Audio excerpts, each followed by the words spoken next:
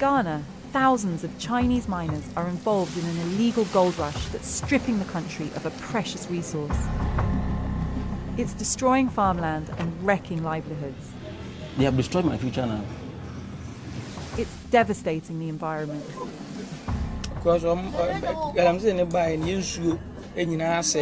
A toxic mix of money and weapons is leading to resentment and violence. And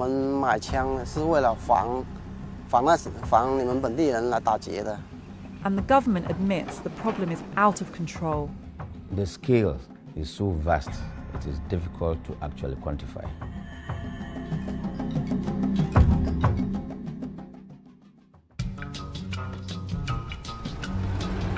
Across Africa, China is striking deals to secure access to raw materials vital to its economic growth. China's government has given Ghana a $3 billion loan to develop its infrastructure. More than 10,000 Chinese immigrants are arriving here every year, many of them hoping to make money. I was in Dunkwa, 6 hours drive from the capital Accra. I'd heard that hundreds of Chinese miners had arrived here in the past 2 years. Their presence in the town was hard to miss. It even has a Chinese supermarket.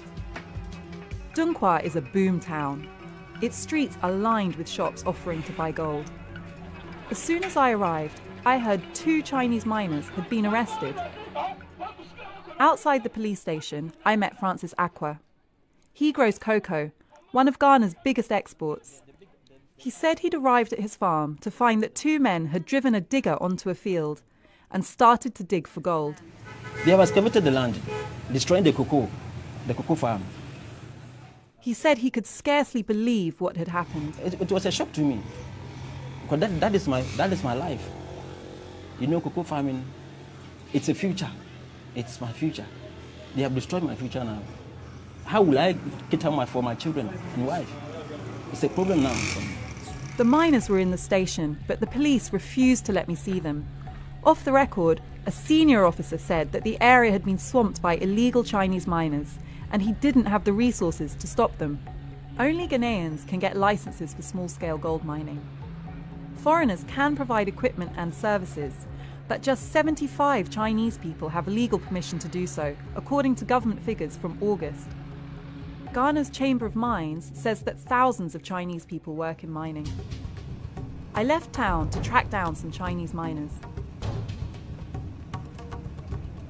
Deep in the forest, I could hear an excavator at work. This area used to be covered in trees, and now, as far as the eye can see, they've been cut down.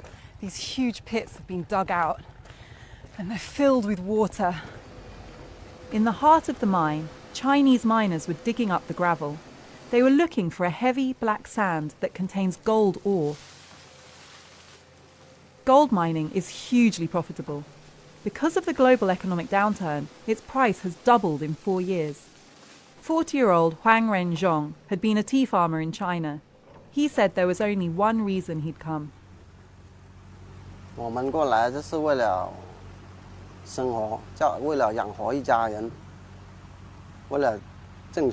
He said he was paid about £120 a week, much more than he could earn in China.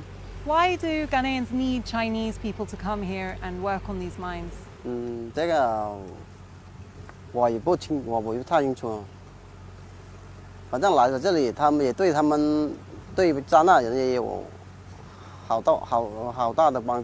He worked with 8 Ghanaians who came from another region, but he said there was tension between the Chinese miners and people from the local villages. There were several empty shotgun cartridges on the ground around us. Why do you need to have guns here?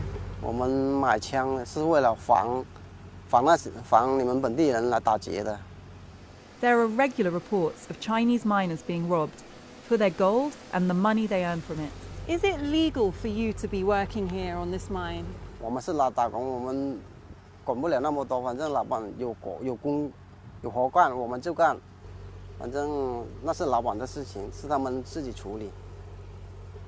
The Minerals Commission, the government body that grants mining licenses, told us it had not authorised a mine here.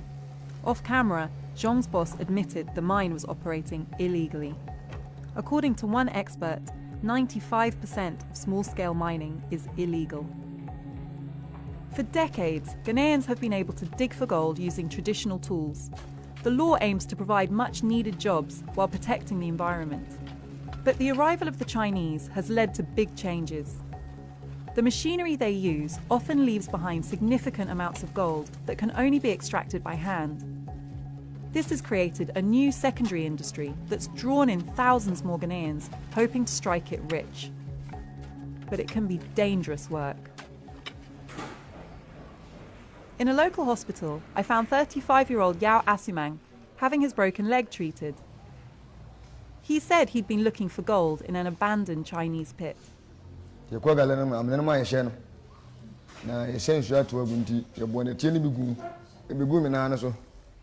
Yao said he knew mining was dangerous, but he had a wife and children, and this earned him more than being a farm labourer. How will you support your family while you're injured?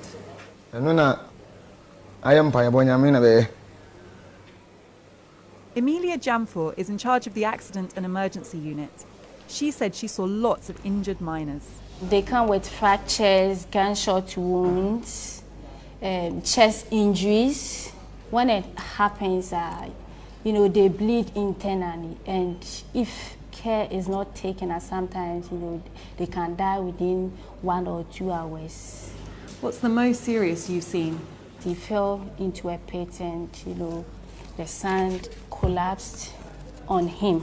He was suffering from internal bleeding. We decided to refer the patients. We had a message later on that the patient died. Do you think enough is being done to protect people working in mining? I don't think so. I don't think so, because the number of injury cases, keep on increasing. Outside, I met Idrisu Shirej, who said he was an excavator driver at a nearby mine. He claimed he'd been assaulted by a Chinese worker after an argument. He climbed the machine. He came and started to beat me. I was in the seat. I couldn't do anything unless God had protected me.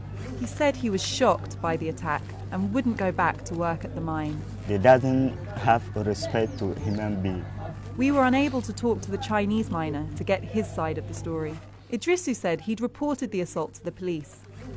When the Chinese did some bad, you take him to the police station. They can pay the money. Are you saying the Chinese bribe the police? Yeah. Police corruption is widespread in Ghana. Several people, including a senior officer, told me that the police were being paid off by illegal miners. Everywhere I went, I saw more mines. In one 2-kilometre stretch of road, I passed 5 huge pits. In some villages, the illegal mining boom was even affecting children. In one pit, I found 14-year-old Akwesi Kweku and his brother Yao. Akwesi said they'd been working there for a year.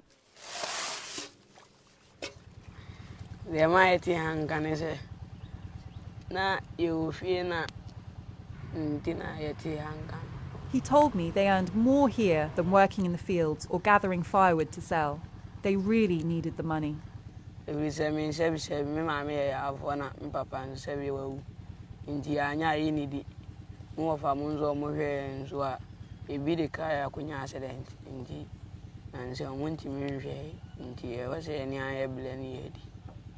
Akwesi said they sold their gold to a man in the village. I wanted to meet him. They took me to the local witch doctor, Kweku Jamina, who is also a gold trader. Good evening. Outside the house, they washed the black sand they'd gathered to get rid of any remaining soil.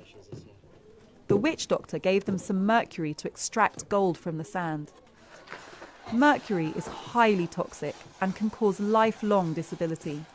There's no known safe level of exposure. Akwesi burnt off the mercury to leave behind the gold.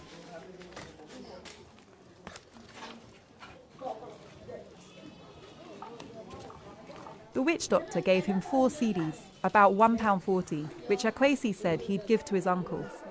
Some days they found no gold and weren't paid at all. He said money was so tight, he dropped out of school.